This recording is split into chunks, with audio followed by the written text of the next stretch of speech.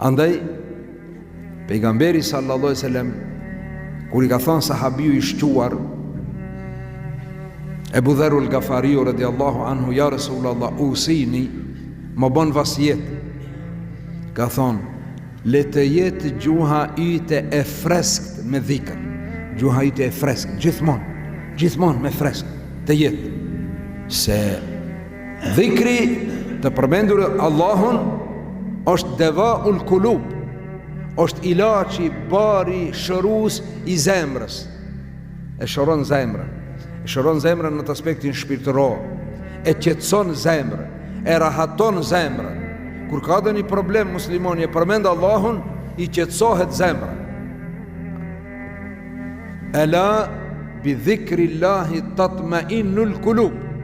Allahu dhu gjelar të veni re, me të përmendur Allahun qetësohen zemrën.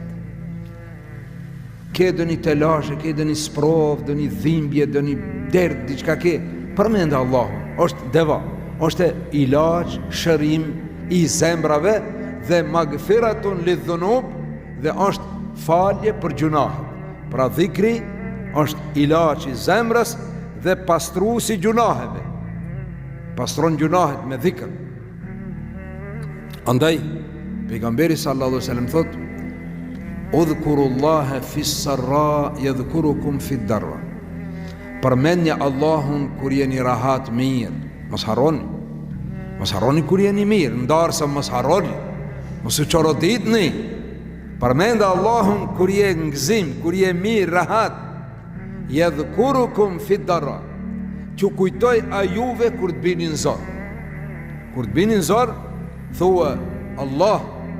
Po, deri tash ke thonë Allah, kur ishe në qef, ishe rahat, ishe i gëzushëm, ke thonë Allah.